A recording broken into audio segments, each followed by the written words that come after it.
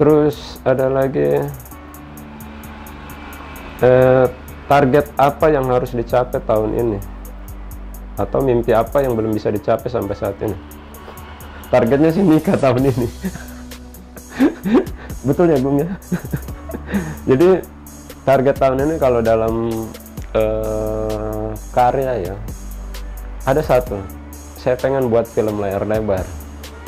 Dulu saya ke Jakarta, singkat cerita, pengen ke Jakarta karena pengen bikin film layar lebar. Kenapa?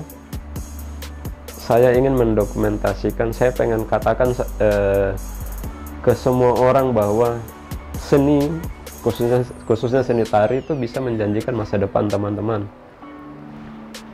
Dulu orang tua saya bilang, kamu nari ngapain? Nggak ada masa depan di situ. Karena penampilan seniman di tahun 90-an, 80-an kan urak-urakan, gondrong, jarang mandi. Pokoknya dekil lah ya. Jadi menurut orang tua saya ya, kita nggak bisa kaya dari seni. Saya bilang kalau untuk ukuran kaya kan relatif. Kalau kaya kita sebutnya banyak duit, bisa jadi secara materi. Apalagi kita di hip hop. Kalau hip hop, kalau kamu nggak kaya ya, kamu bukan hip hop. Tapi esensinya bukan itu menurut saya. Menurut saya bisa bahagia pada saat karya saya bisa dinikmati banyak orang, apalagi punya dampak, impact yang luar biasa ke masyarakat. Saya bisa menyuarakan perubahan-perubahan, isu-isu sosial, lingkungan, sampai masalah kemerdekaan yang dalam tanda kutip ya, digaris bawahi bahwa kemerdekaan adalah kebebasan berekspresi kepada seniman-seniman di Papua. Dan semoga bisa diperhatikan bahwa bicara era sekarang ya, ekonomi kreatif baik di bidang 16 subsektor semua menjanjikan masa depan. Nggak mesti harus PNS. PNS gajinya berapa?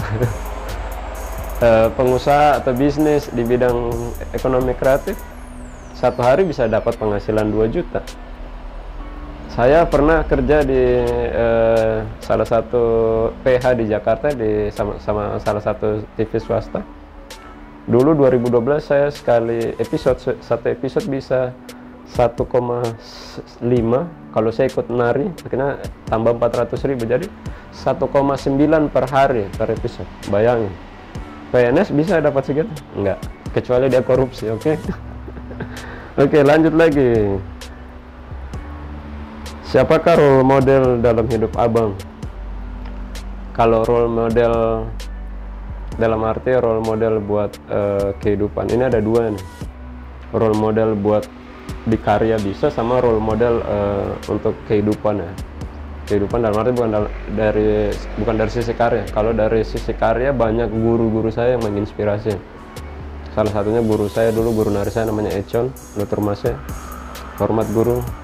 Sama pas waktu di Jakarta, role model itu ada beberapa seniman, Profesor Sardono Wekusumo, terima kasih Prof. Mas Don ya, kita sebutnya Mas Don. Profesor Sapardi juga role model yang menarik.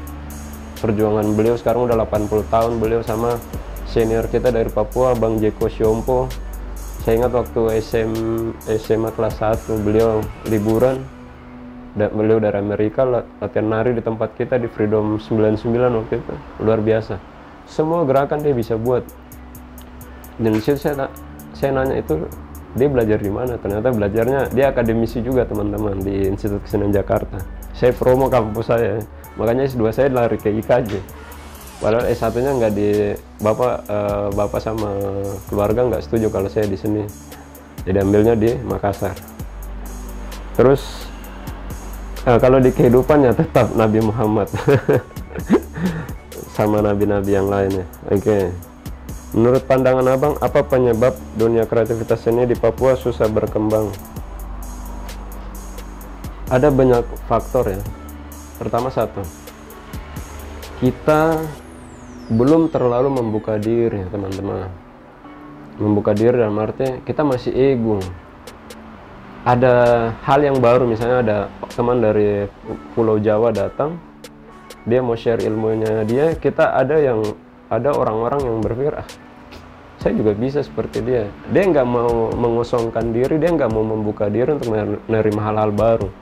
Padahal sebenarnya ibarat analoginya tuh kayak gelas yang berisi air. Kalau kamu full, saya ngasih, kamu merasa bisa ya, kamu rasa udah full, kamu tutup tuh gelas, saya mau ngasih air juga nggak bisa karena kamu udah tutup penutupnya gelas itu, sehingga ilmu, kesempatan, rezeki nggak bisa dapat karena kita udah nutup diri.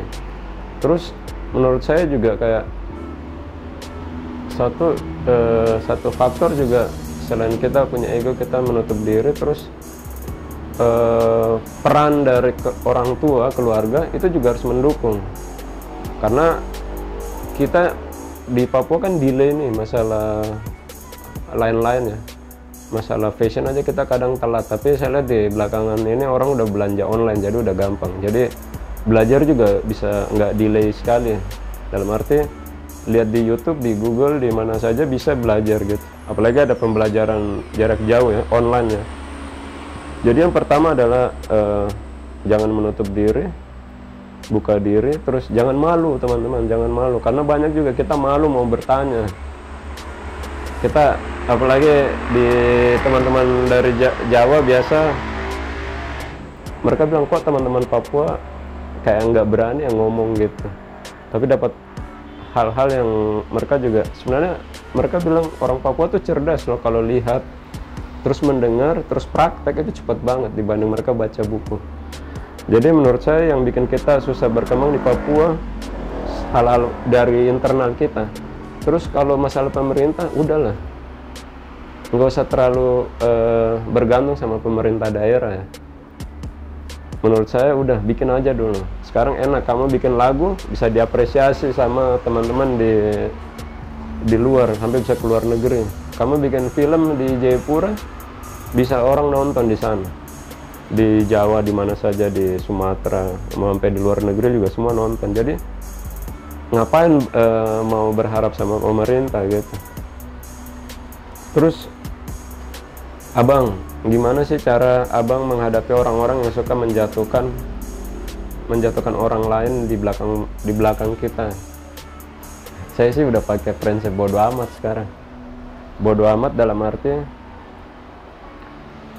kita bikin hal yang baik aja belum tentu semua orang menilai itu baik gitu.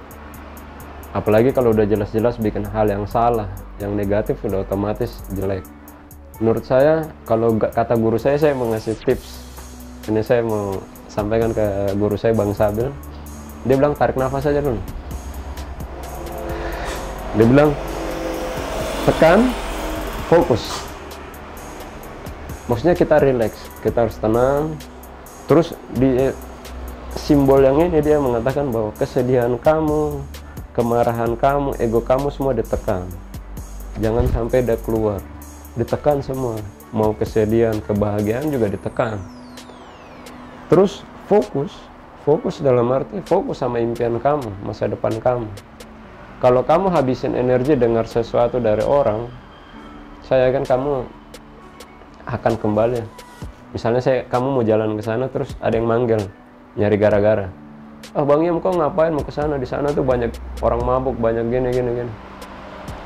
Jalan, ya kita cukup dengar, filter aja. Oke, terima kasih. Tapi jalan lagi. Terus ada satu lagi ngomong, Bang Yam, kok stop bikin diri inti sudah, stop bikin diri jago. Kalau saya nanggapin negatif, saya akan berkelahi sama dia. Kita ribut ya. Tapi kita cukup makasih, saya jalan dulu, fokus. Jadi nggak usah mikir yang lain-lain. Jadi Anda mau sukses ya kerja keras. Kalau saya prinsip hidup saya ada 4: berusaha, berdoa, bersabar, bersyukur. Ya udah, jalani semua itu, fokus, konsisten dengan mimpi kamu, ya udah jalan. Insya Allah pasti sukses. Amin. Saya udah melalui semuanya itu soalnya. Jadi impian saya semua udah tercapai. Tinggal hal-hal yang menurut saya tidak, yang mungkin sifatnya dunia ya ada beberapa, tapi sekarang lebih penting adalah saya bisa berbagi banyak hal yang positif buat keluarga, buat teman-teman saya, dan semoga buat alam semesta lah ya. Berat.